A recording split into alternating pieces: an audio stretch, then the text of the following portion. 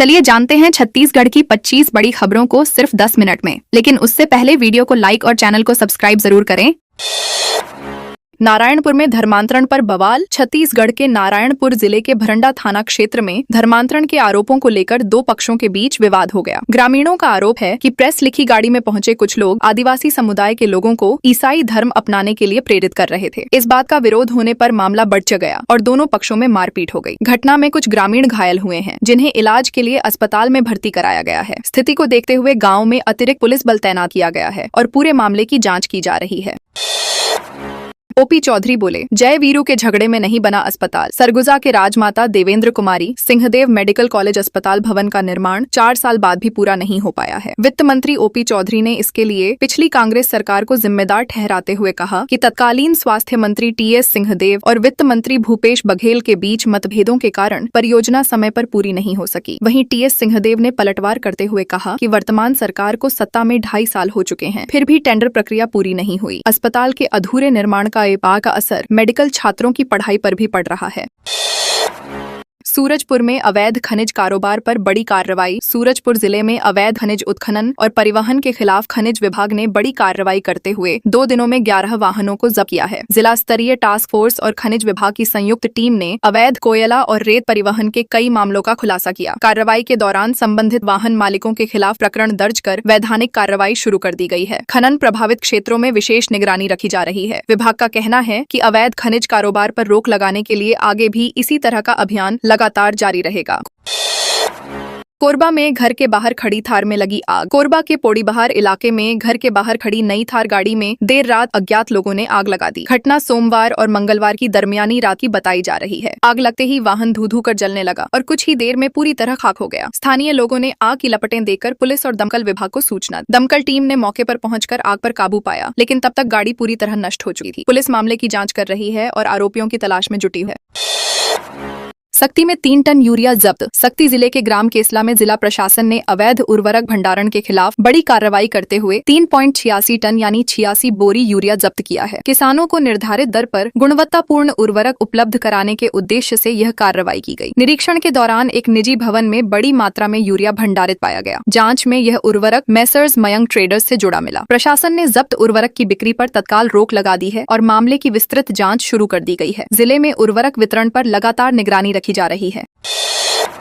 बेमेतरा में e rickshaw stand की मांग फिर उठी। बेमेतरा शहर के ई रिक्शा चालकों ने स्थायी स्टैंड की मांग को लेकर एक बार फिर प्रशासन का दरवाजा खटखटाया है। एकता ई रिक्शा चालक कल्याण संघ के बैनर तले करीब 150 चालक कलेक्ट्रेट पहुंचे और कलेक्टर के नाम ज्ञापन सौंपा। चालकों का कहना है कि वर्ष 2018-19 से शहर में ई रिक्शा संचालन हो रहा है, लेकिन आज तक उनके लिए कोई अधिकृत स्टैंड निर्धारित नहीं किया गया। संघ का दावा है कि अब तक करीब 40 बार विभिन्न विभागों को ज्ञापन दिया जा चुका है, लेकिन समस्या का स्थायी समाधान नहीं हो पाया है।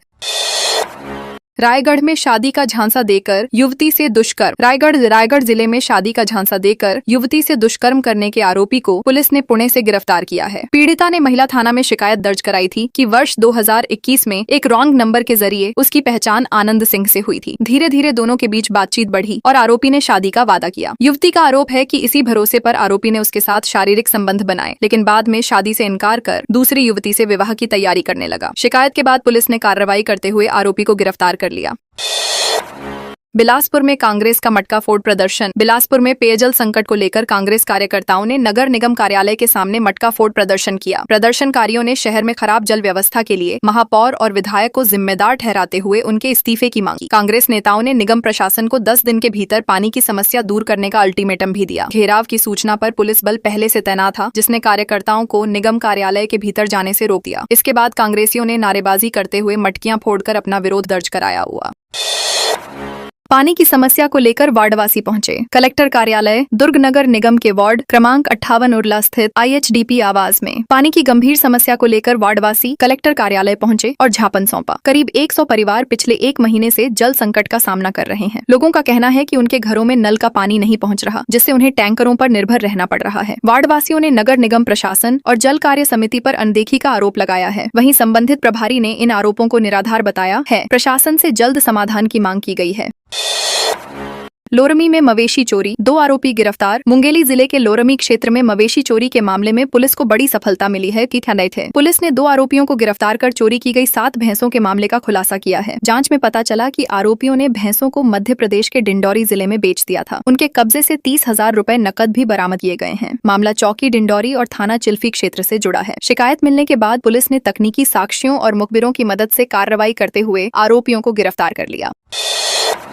शराब पीकर कार चलाने वाले को 20 साल की सजा। पेंड्रा रोड में शराब के नशे में लापरवाही से कार चलाकर 4 लोगों की जान लेने वाले आरोपी स्नेहिल गुप्ता को अदालत ने कड़ी सजा सुनाई है। द्वितीय अपर सत्र न्यायालय की जज ज्योति अग्रवाल ने आरोपी को दोषी ठहराते हुए कुल 20 साल की सश्रम कैद का आदेश दिया। यह फैसला भारतीय न्याय संहिता की धारा 106 के तहत सुनाया गया। 15 जून 2025 को ग्राम सेमरा में आरोपी ने तेज रफ्तार कार से मोटरसाइकिल सवारों को टक्कर मार दी, जिसमें 4 लोगों की मौत हो गई। अदालत के फैसले को सड़क सुरक्षा के लिहाज से अहम माना जा रहा है।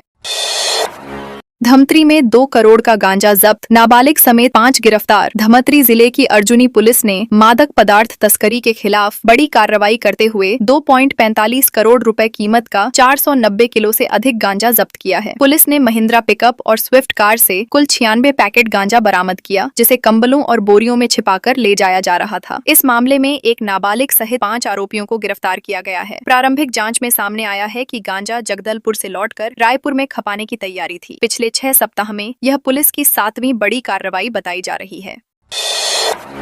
जंग के बीच छत्तीसगढ़ के युवाओं को इजराइल में नौकरी। इजराइल और ईरान के बीच बढ़ते तनाव के बीच छत्तीसगढ़ के युवाओं के लिए इजराइल में रोजगार का अवसर सामने आया है। दुर्ग जिला प्रशासन ने भारत इजराइल फ्रेमवर्क एग्रीमेंट के तहत होम बेस्ड केयर गिवर के 3,500 पदों पर भर्ती संबंधी सूचना जारी की है। भर्ती प्रक्रिया नेशनल स्किल डेवलपमेंट कॉर्पोरेशन के माध्यम से होगी। चयनित युवाओं को करीब 1.99 लाख रुपए प्रतिमाह तक वेतन मिलने की संभावना है। हालांकि युद्ध जैसी परिस्थितियों के बीच जारी इस भर्ती को लेकर युवाओं और अभिभावकों के बीच चर्चा का माहौल बना हुआ है।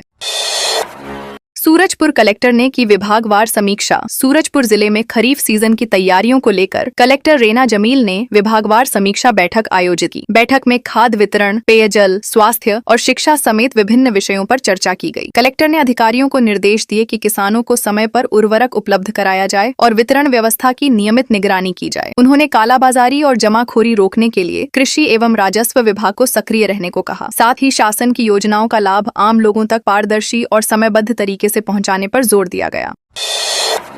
RERA का 595 बिल्डरों को नोटिस। छत्तीसगढ़ रेरा ने प्रदेश के 595 प्रमोटरों को नोटिस जारी कर 989 आवासीय परियोजनाओं में नियमों के पालन को लेकर जवाब मांगा है। जांच में सामने आया कि कई बिल्डरों ने परियोजनाएं पूरी होने के बाद भी रहवासियों की सोसाइटी का गठन नहीं कराया और पार्क, सड़क, कम्युनिटी हॉल जैसी कॉमन सुविधाओं का हस्तांतरण नहीं किया। रेरा ने ऐसे मामलों को गंभीर मानते हुए संबंधित प्रमोटरों से स्पष्टीकरण मांगा है। इस कार्रवाई से हजारों फ्लैट और मकान मालिकों को राहत मिलने की उम्मीद जताई जा रही है। यादव समाज ने की पीड़ित परिवार की मदद। रायपुर के मंदिर हसौद निवासी स्वर्गीय भुवनेश्वर यादव के परिवार की सहायता के लिए सर्व यादव समाज छत्तीसगढ़ आगे आया है। समाज ने सामूहिक सहयोग से 1,05,000 रुपए की आर्थिक सहायता राशि परिवार को प्रदान। भुवनेश्वर यादव की कुछ समय पहले हत्या कर दी गई थी, जिसके बाद परिवार आर्थिक संकट से जूझ रहा था। समाज के पदाधिकारियों और समाज सेवियों ने परिवार से मुलाकात कर हर संभव सहयोग का भरोसा दिया। दशगात्र कार्यक्रम के दौरान यह सहायता राशि सौंपते हुए बच्चों की शिक्षा और परिवार के भविष्य को लेकर भी चिंता व्यक्त की गई।